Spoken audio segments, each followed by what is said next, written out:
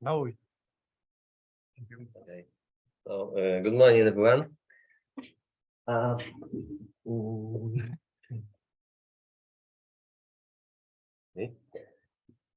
So yeah, I would like to talk about crystal plasticity today, and maybe for a start, how many of you did any crystal plasticity simulations?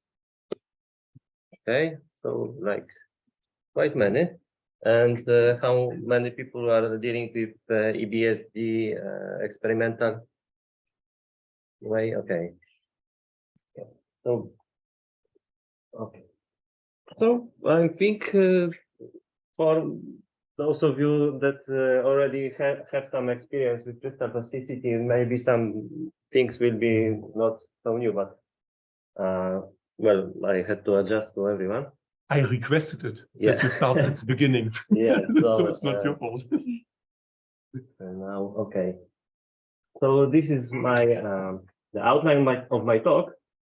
So I will first start with some introduction, then I will go to the single crystal plasticity, and then I will show how you can go from the single crystal to the polycrystal, because most of the time, it's my impression, you are interested in the polycrystalline response.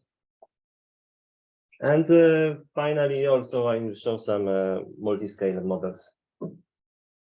So just where I am from, I did my PhD in the Institute of Fundamental Technological Research in Warsaw, and now I'm working in the National Center for Nuclear Research, which operates the only research nuclear reactor in Poland, but I don't work with the reactor. I work in the Nomaten Center of Excellence, dealing with materials.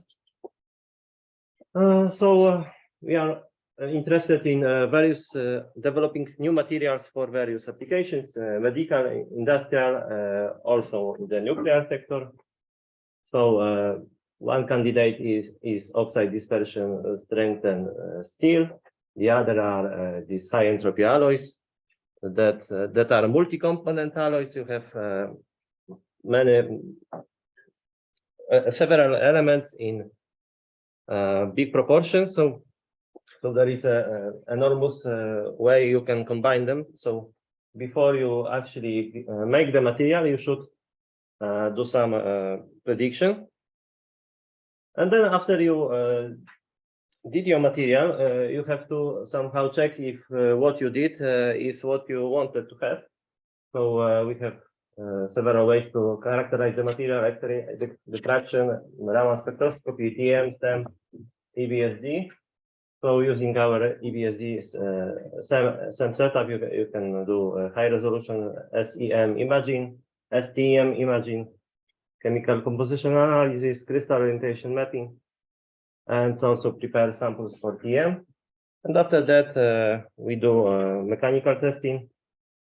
And also we are interested in some changes in mechanical properties due to irradiation.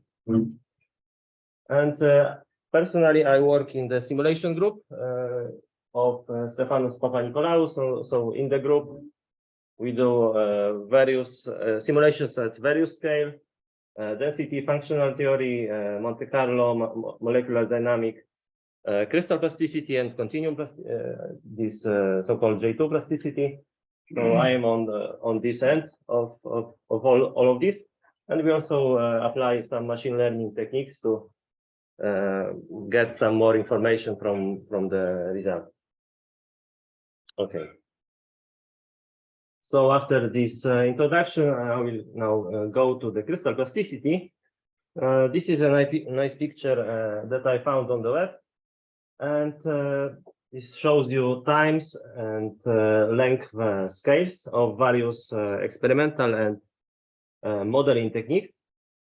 So crystal plasticity is somewhere here.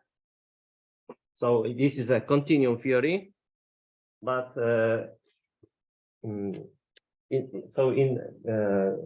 classical J2 plasticity, you don't account for explicitly for the geometry of slab systems in the material, while in crystal plasticity you account for them directly.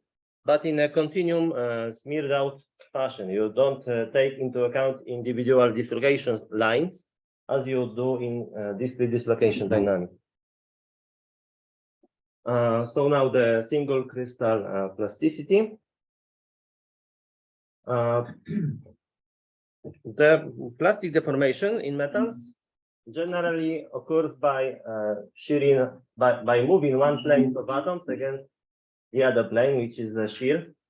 So if you think about it, of shearing one plane of atoms against the other, you would have to like move every atom up and then down, right?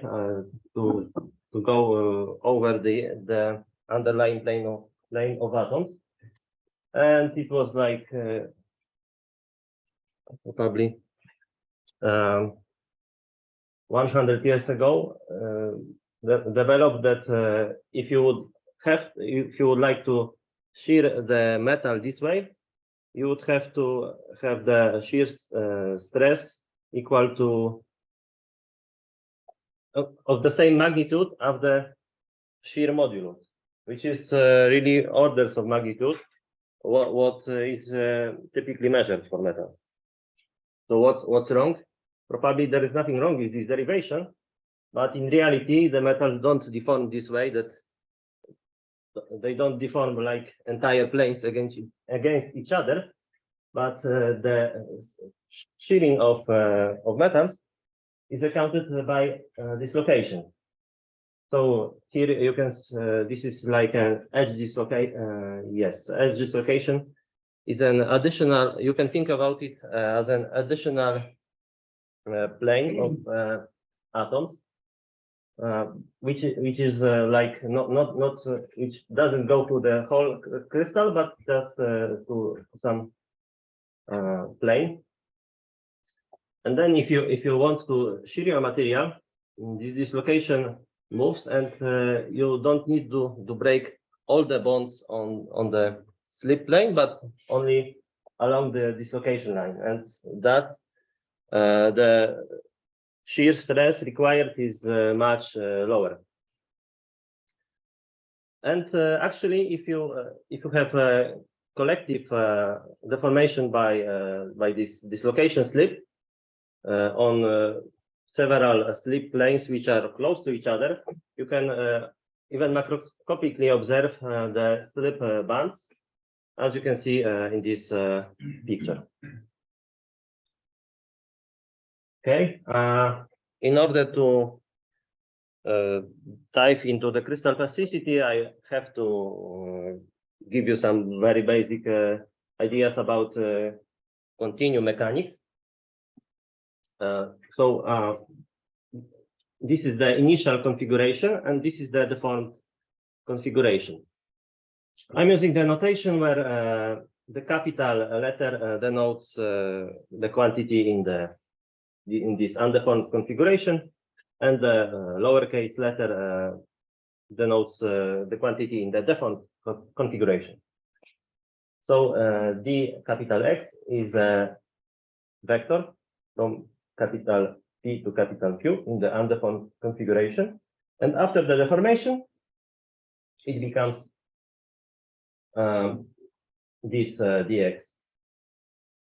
So we have the deformation gradient that links this deformed vector with the undeformed one, and we also define the velocity gradient, which is a derivative of the velocity over these coordinates in the deformed configuration. And now in crystal plasticity, we typically have three configurations. So we have this initial undeformed configuration. Then we have the configuration that you have by applying the just the slip, and finally the configuration that is this plastic configuration plus the elastic deformation.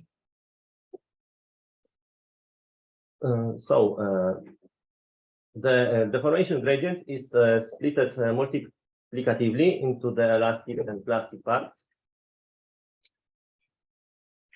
And the velocity gradient is the sum of these shear rates on the slip systems. So M is a slip direction and N is a slip plane normal.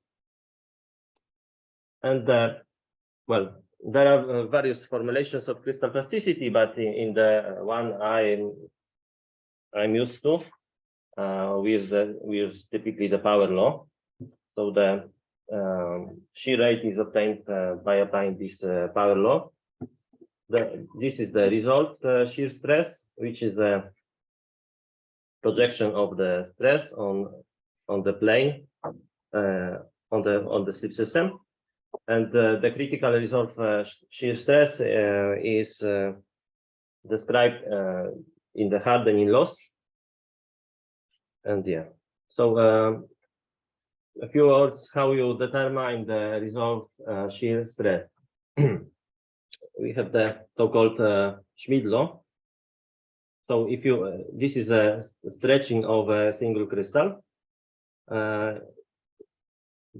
and we consider one slip system, so the slip direction and slip plane normal. So the resolved shear stress on this system is equal to the uniaxial stress projected first on this plane and then on the slip direction. And if you do it in a tensorial fashion, you obtain such an equation. And also then in order to obtain the velocity gradient, you have to take all the shear rates with the corresponding Schmidt tensors, and then you obtain the velocity gradient. And so there are various crystal structures, as you probably know. So in the face-centered cubic, we have 12 slip systems, because you consider 1, 2, 4 such planes with 3 slip directions each. So you obtain 12. In BCCA, you can have various combinations, so it can be more, but it also depends on the material, on the deformation conditions, on the temperature. And in hexagonal closed pack, there are in general many more slip systems, but some are hard, the other are easy, and so on. So it is more complicated in general in hexagonal closed pack materials. And I also prepared this slide in order to give you some idea how we calculate the rotation of the crystal in the in crystal plasticity. So if you would think about stretching the single crystal that have a slip planes inclined to the direction of tension. So if you would like to deform it plastically by slip, it will lead to the misalignment of this tension axis. So in order to, imagine that your machine cannot do it. Like it's like it has to be in one line. So in order to get this uniaxial tension in one line, you have to apply rigid rotation.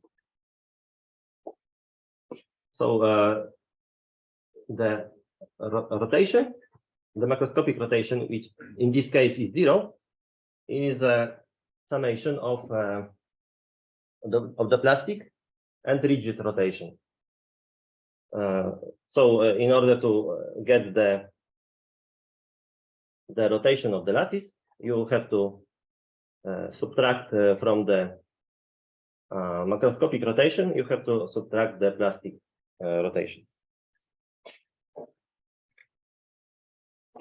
And another way crystals can be deformed is deformation twinning.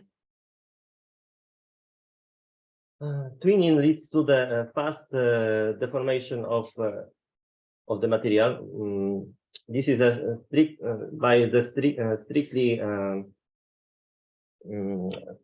described amount of shear, and it also leads to the reorientation due to twinning. And again, the disorientation angle and disorientation axis along the twin boundary are both strictly specified. And you can account also for twinning in MTEX. So this is quite nicely described in the MTEX documentation. So imagine you have your EBSD data, and well, it seems that maybe this is twin, right?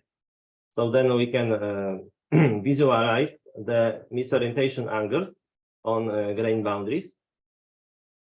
And well, you can suspect that here there is like this 90 and around this 90, and you know that this misorientation angle is typical for deformation twinning. But also you can apply another conditions of misorientation axis, and then you can really just color the grain boundaries according, if they are twin boundaries, you can color them in white, and this is described in this documentation. And now a little bit about work hardening in order to understand the hardening loss in crystal plasticity.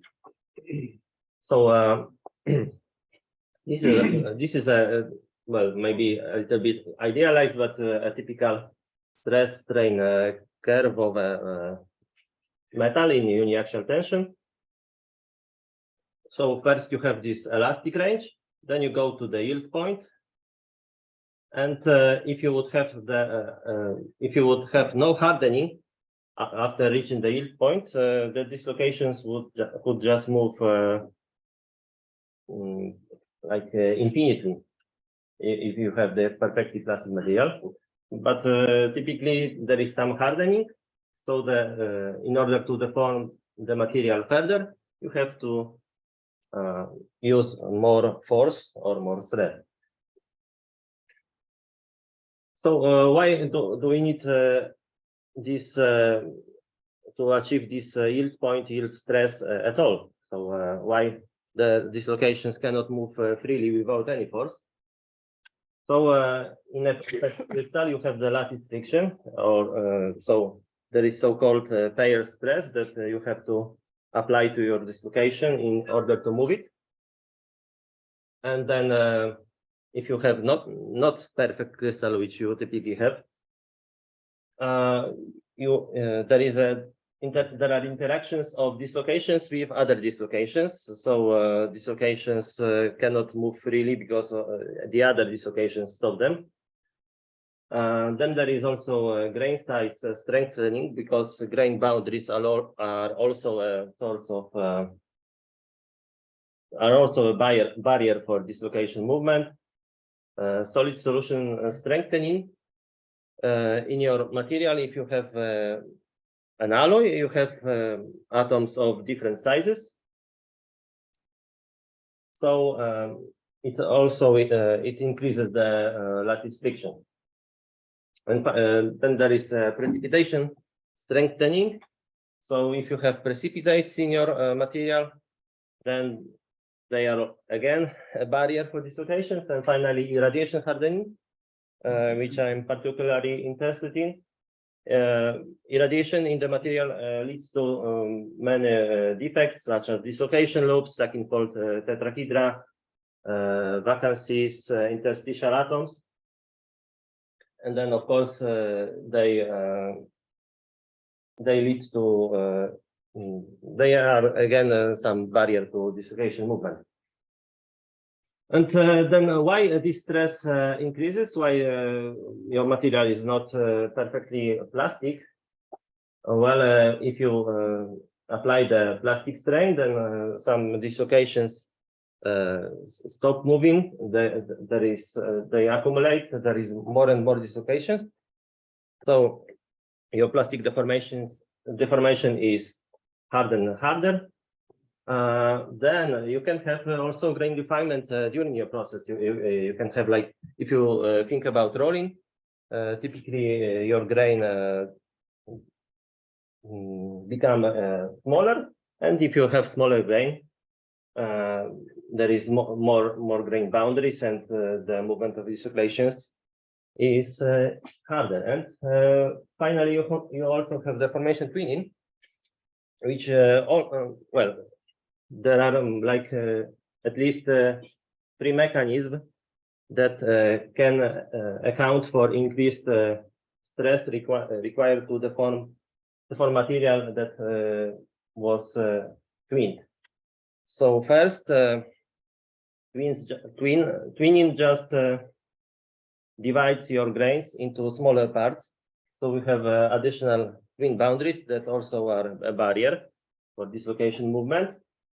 Then twinning leads to the reorientation of the lattice. So, for example, if you have a grain where you can use a relatively easy slip system, after twinning, you can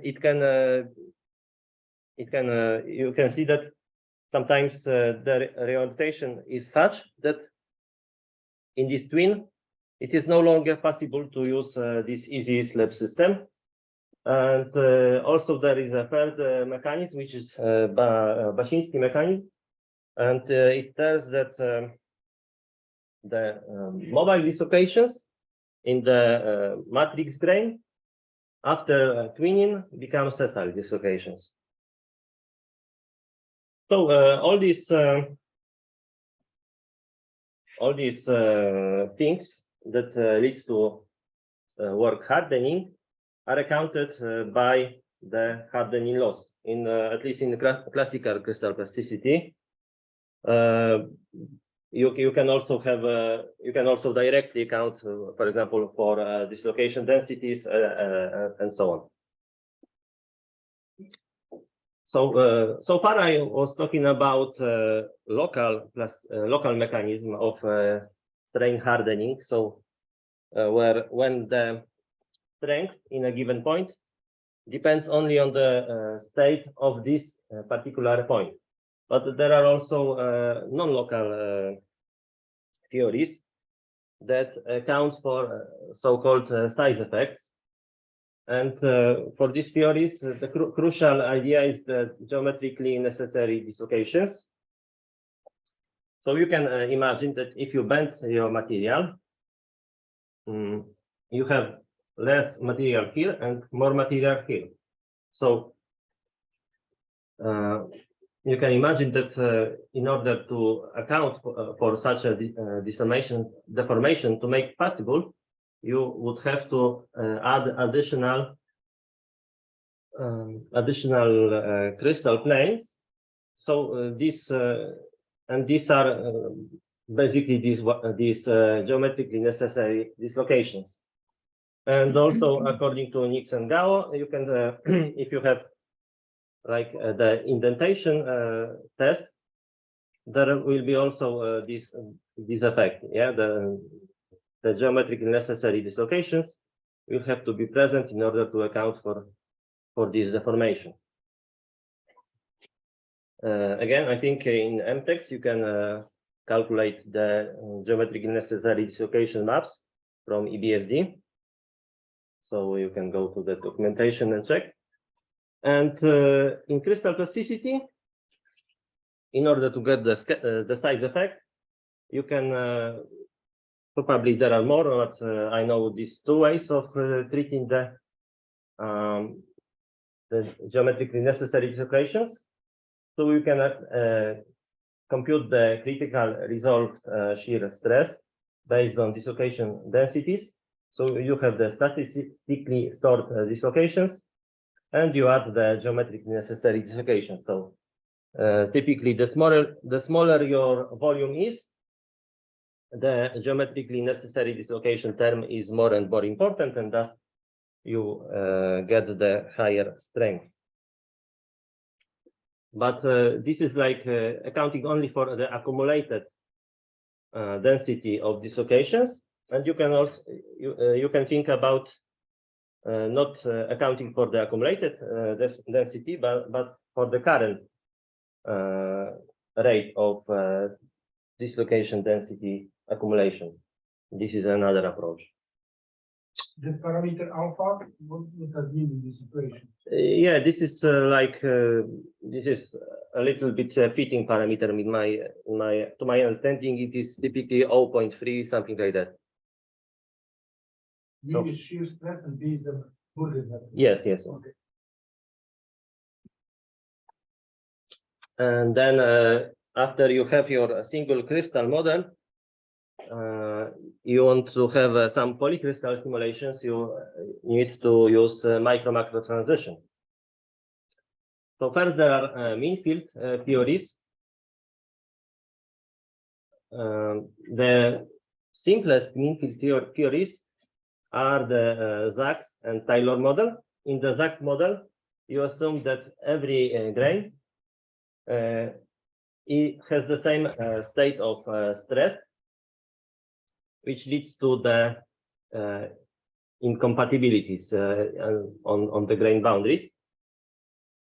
On the other hand, there is a Taylor model, the other extreme, when you think about your grains that they have the same deformation as the macroscopic deformation, and then you have stress discontinuities. So the Zaks model, you implicitly use the Zaks model wherever you calculate Schmidt factors based on your EBSD data. And the Taylor model is relatively it is quite in use because the prediction, at least for FCC materials, is really not so bad. And then you can go to the mean field, to the self-consistent models. For this, you use the SLB solution for inclusion.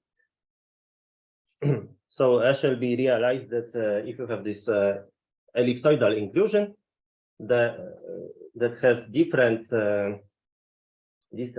elastic stiffness than the matrix, then the formation and stress and strain fields in this inclusion are uniform. And this was used in mechanics very often. In plasticity, you have non-linear effects, so you have to apply linearization of this SLB solution. And now, in these self-consistent models, we have viscoplastic self-consistent without elasticity, where elasticity is neglected, and elasto-viscoplastic self-consistent. You see that there are many of those models, and there is no sense to comment on the mathematical differences of all those formulations. And now, but I will only show some applications of the models I have personally used because I know them best. So first, the viscoplastic self-consistent model, it has over 2000 citations, I think. So it is quite commonly used. Developed by Levenson and Tome in 1993. Each grain is treated as an ellipsoidal inclusion in a homogeneous equivalent medium, and the homogeneous equivalent medium accounts for the response of the polycrystal. The local and macroscopic strain rate tensor and local and macroscopic stress tensor are linked through the interaction equation, and the self-consistency is attained by accounting that the averaged stress and averaged strain rate over the whole polycrystal are equal to the macroscopically applied. So these are some applications of the VPSC model. You can apply it for various plastic deformation processes. I applied it for rolling, the equal channel angular pressing, where you press the material to the equal channel, like bent channel, but with equal cross sections. For the combo process is extrusion with cyclic rotation of a die, and also for rotary swaging. And I applied it for various materials, for titanium, for steel, aluminum, magnesium. So those were mostly hexagonal closed packed lattice materials in my case, but also FCC and BCC. So this is the most obvious application in the context of VPSC and MTEX, right? Because in MTEX you can plot the pole figures, the inverse pole figures. So these are the equal channel angular pressing pole figures and inverse pole figures after rotary swaging for magnesium. And another application of MTEX in this context of VPSC was for parameter calibration. So I had the texture before the hydrostatic extrusion and texture after the hydrostatic extrusion.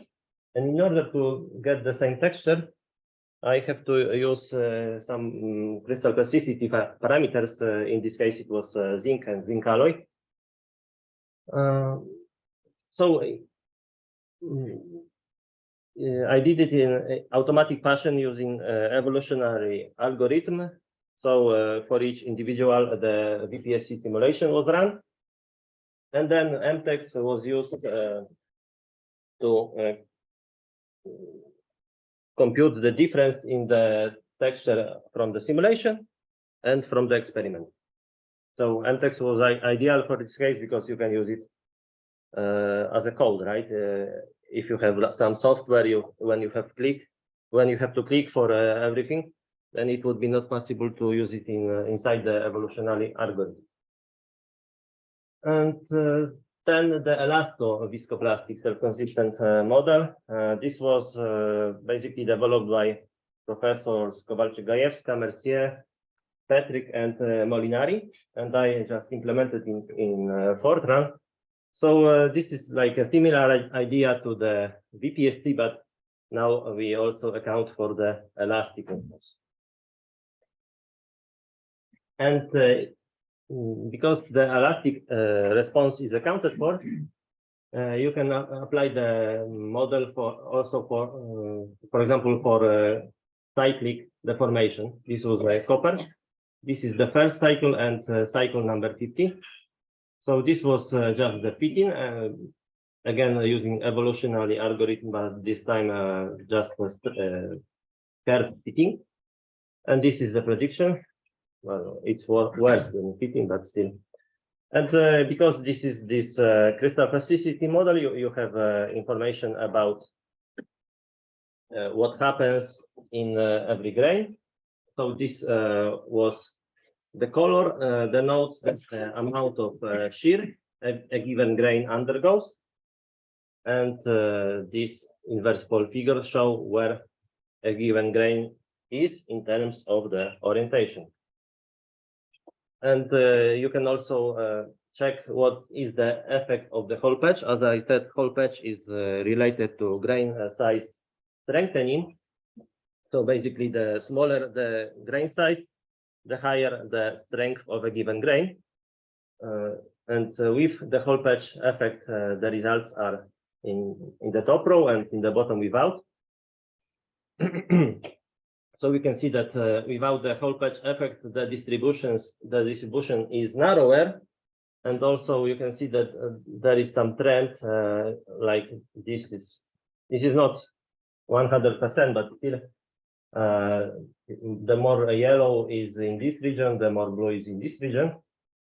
And if you account for the hole patch effect, the correlation between crystallographic grain orientation and the strength, and thus also the shear it undergoes, is just smaller, because now the strength of a given grain does not only depend on the orientation, but also on the grain size. And now the crystal plasticity finite element method.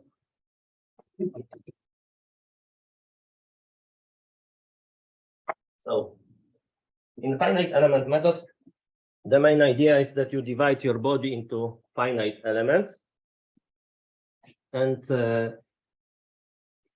inside the finite element, you generate approximation functions and you solve your problem. So each finite element has nodes and integration point. Nodes are typically in the corners. Integration points are typically inside, but also can be in the corners.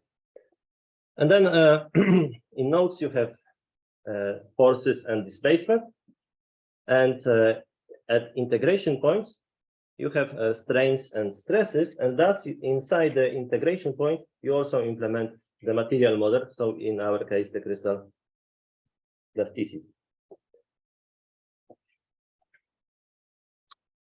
So as compared with other micro-macro transition schemes, the finite element method provides you excellent versatility. You can account for complex shapes. You can account for arbitrary boundary conditions. You can have like bending, torsion, contact with other bodies. You can account for single and polycrystals, and you can also consider what happens inside one grain. Like in self-consistent methods, the deformation of a grain is uniform. Like you either in this Taylor or Sachs, but also in the self-consistent models, as predicted by the Shelby solution, there is a uniform deformation inside the grain. But in finite element method, you don't have this restriction. There are many ways to account for crystal plasticity finite element method. I think the most popular is probably Abacus and UMAT, so user material procedure. But also there are many alternatives, and in my case, I'm using AceGen and AceFem. So AceGen is a software where you generate your code for the finite element. So typically I use it in combination with AceFem, which is a Mathematica finite element solver. But also you can you could use it in other software. Like for example, you can generate using AceGen. You can also generate UMAT for Abacus. It uses automatic code generation and automatic differentiation technique, and it is developed by Professor Jože Karol from University of Ljubljana in Slovenia. So first example of crystal plasticity finite element method, also the equal channel angular pressing.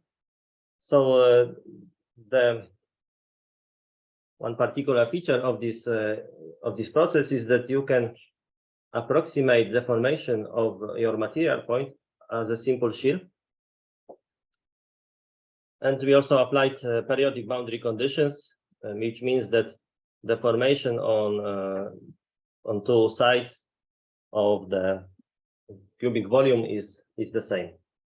So this is undeformed and deformed configuration after one ECAP pass. These were the representative volume elements in the beginning. You can obtain, of course, the crystallographic texture after applying this simple shear. You can obtain the maps of new grains because the grains divide during the deformation. And we used just this condition that when the misorientation angle between two elements, two neighboring elements, is larger than 5 degrees, then it is a new grain. And also to show this grain refinement, we did misorientation angle distributions between neighboring elements and between newly formed grains as shown. Then, because you can account for contact in the finite element method, you can, for example, simulate the nano indentation process. Typically, there are two main results: the load's displacement curve. In this case, it didn't really change with the orientation of a crystal, and the surface topography. So pileups are in the region when where the material goes above the, let's say, zero plane, and sinkings are the places where the material goes below. And the symmetry of these pileups, of course, is nicely reflected in crystal plasticity because it changes with the crystal symmetry, with the crystal orientation you indent, with the crystal symmetry, of course, also. And then in this finite element method, you can also account for porous crystals. These were the simulations done by Saket Viropakshi from IPPT-PAN. So this is a model of magnesium with twinning. So the material with a hole was stretched uniaxially, and then you can see that red means that the material is twinned, the blue means that the material didn't twin, and this was analyzed in MTEX to show that also in MTEX you can show that these are, after twinning, you have these two orientations, right? Yeah, crystal plasticity finite element method is a very broad field. A book on this was published already 13 years ago. So this is a very broad topic. You can check, for example, the webpage of Dirk Krabbe to see more examples. But the development is still ongoing. For example, in terms of this new, more elaborate formulations of crystal plasticity that are implemented in finite element method. For example, in order to model indentation size effect, this micropolar strain gradient enhanced hardening model was implemented, and then you can account for this size effect, that with different radius of the indenter, you have different response of the material. And the last micro-macro transition I would like to say about today is fast Fourier transform. In general, this is much faster than CPPM, but has also some limitations. So similarly as CPPM, it can be used for single and polycrystals, but in general, in CPPM you can have flat grain boundaries, and in FFT you have these staircase boundaries because your voxels are cubes. And yeah, similarly as in CPFM, you can account for what happens inside one grain. You can account also for complex shapes, but to my understanding, you have to model void as a material with zero stiffness. And concerning the boundary conditions, there is some limitation because you have these periodic boundary conditions. You can do some tricks to cope with that, but still you cannot really have any boundary conditions you would like to have. So the main idea of Fourier transform is that a complex signal is represented as a sum of sines and cosines. And there is a paper of Moulinek and Souquet from 1994. This is a basis of all FFT solvers I know. So problem is formulated with the help of a homogeneous reference medium and written under the form of periodic Lippmann-Schwinger equation. And using the fact that the green function, the green function operator is known explicitly in Fourier space, they solve the problem iteratively. And there is quite a long history of all those developments, but maybe I will skip it. Well, I know 4 FFT solvers that are able to also account for crystal plasticity. If you know more, I will be happy to extend my knowledge. So first, there is this FFT solver by Ricardo Lebenson.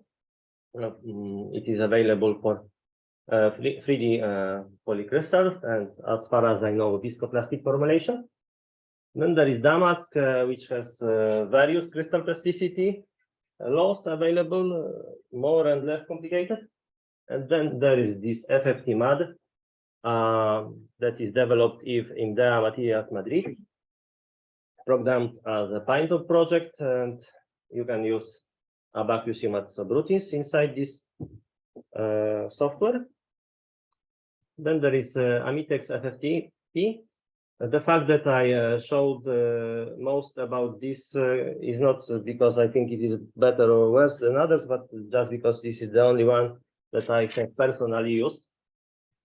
So, yeah, basically the most interesting feature of this software is that you can use another software, mFront, to generate UMAT that is compatible not only with MTEX FFT-P, but also with Abacus and Custom, which is Custom is a French finite element solver. And this is massively parallel implementation. You can use it on a laptop or on a high performance computer equally well.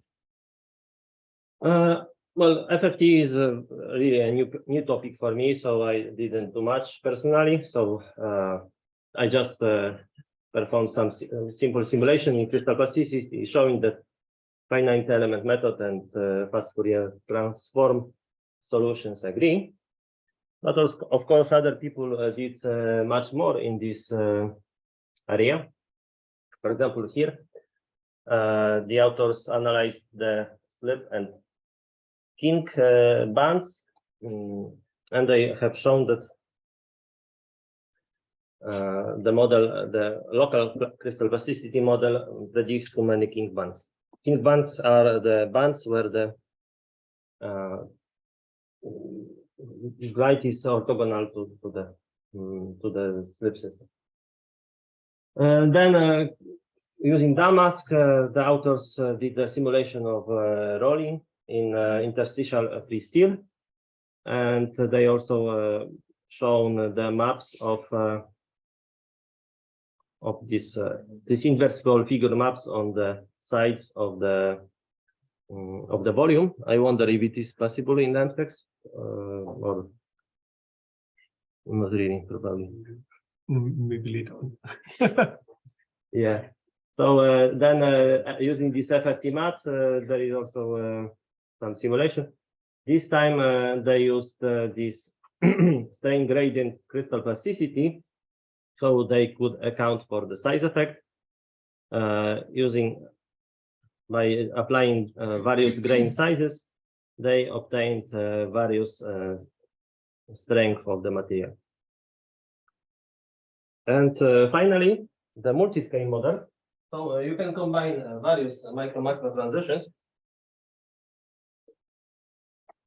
which typically comes with increased computational cost, but also you can get some more information.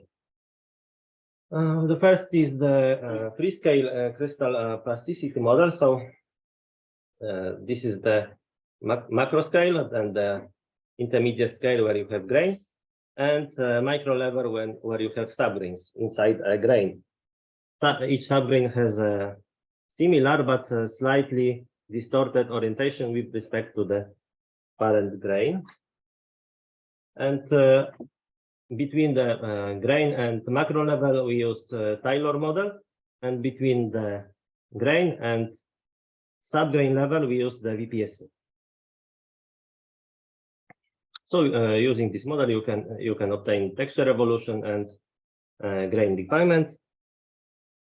As you can see, yeah, this is the example of texture evolution compared against experimental data, and this is the example of grain refinement is visualized by means of disorientation angle distributions compared against the experimental data. And then you cannot see it, but this is coupling VPSC with finite element method.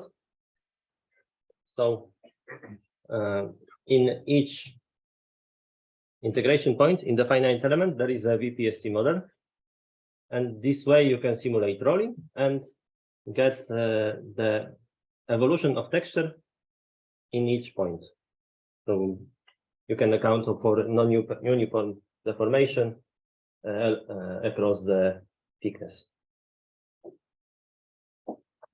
This is coupling now, not instead of using VPSC at each integration point, now the fast Fourier transform was used in each integration point. So again, you can have the same result as before, the texture evolution across the thickness different, but also you can see the deformed shape and how the neighborhood effects, what role is played by the neighborhood effects. So that's all from me. I have shown some basic ideas of this single crystal plasticity, and then gone through some example of micro-macro transitions. And if you have any questions, I will be happy to answer. Thank you very much, Karol.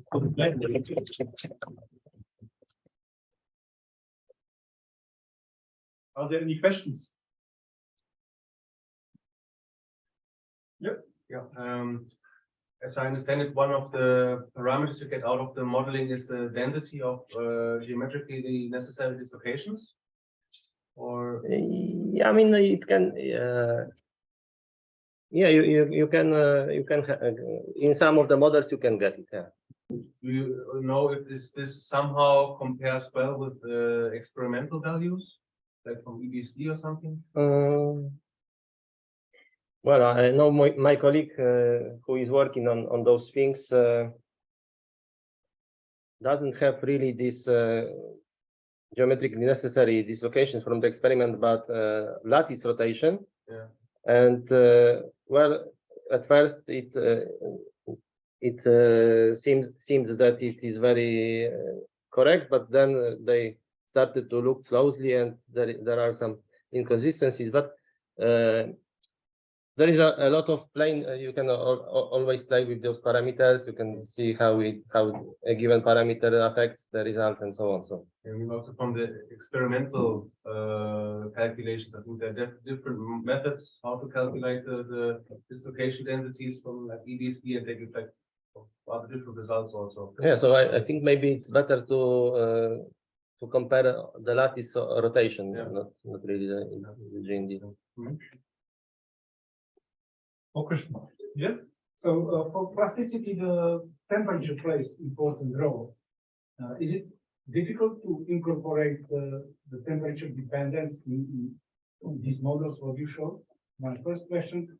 And second one is also you didn't mention any sources of dislocation, because for plasticity you need not only dislocation which are present, but there are also dislocation which are generated during the plastic.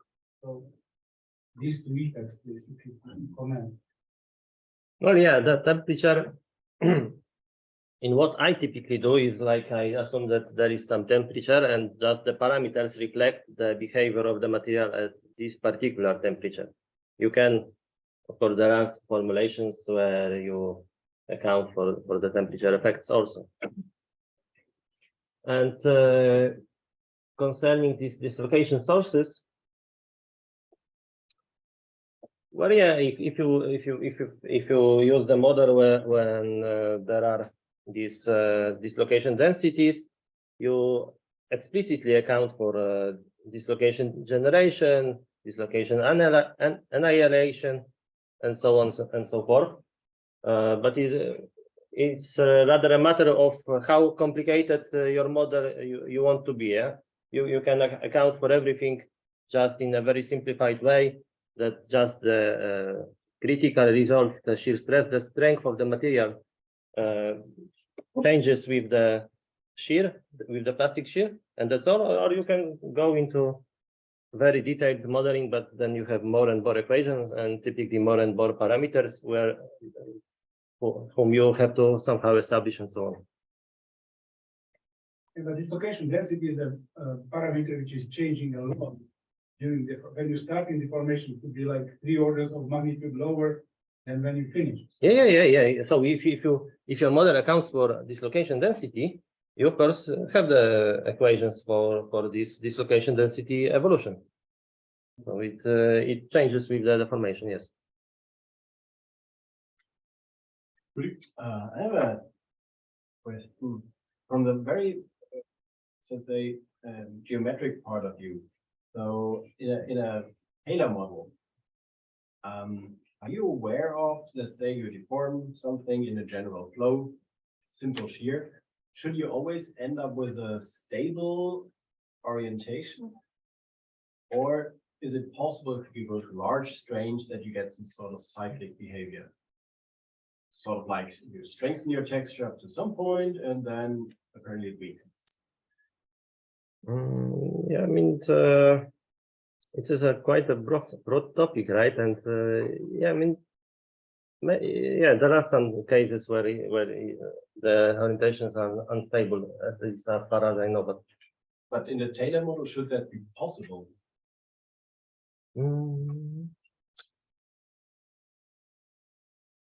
Well, I'm not sure if it will depend that much on the model.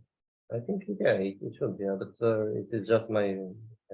It's I'm not like signing it and saying that it will be for sure like that, but just my impression that it should be. Yeah.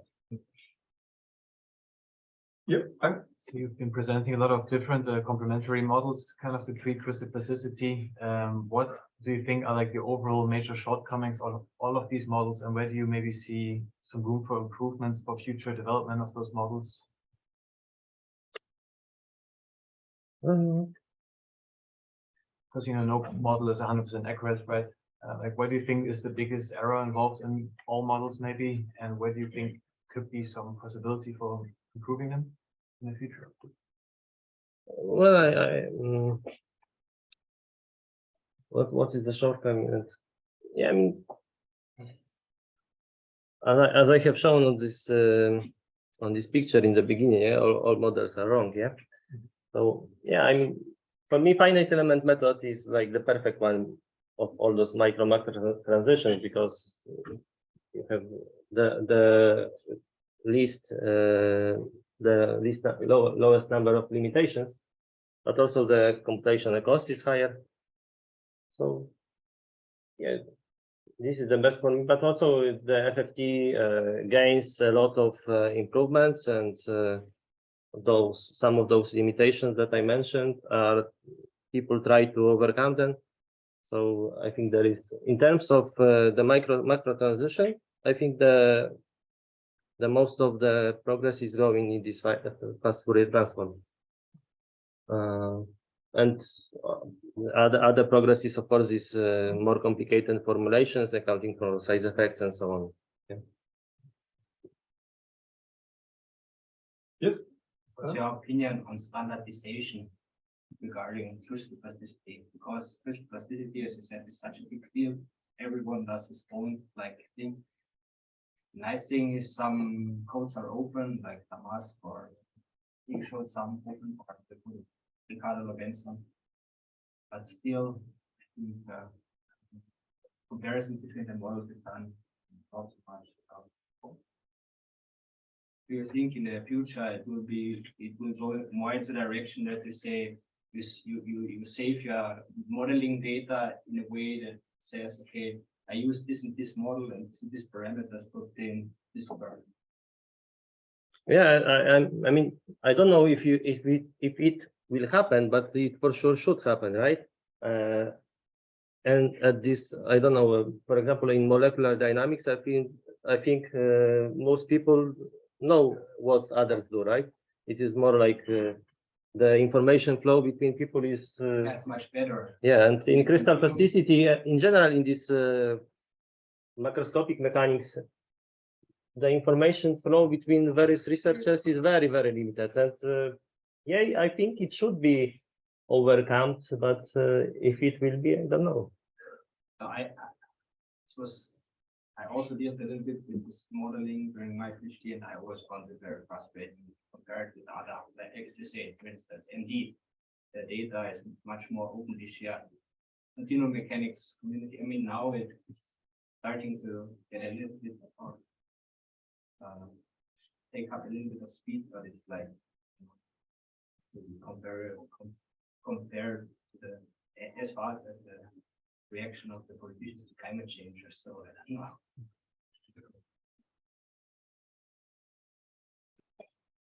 Okay, more comments, questions? So if not, then we can speak. Thanks. Then we'll have our first coffee break. And after the coffee break,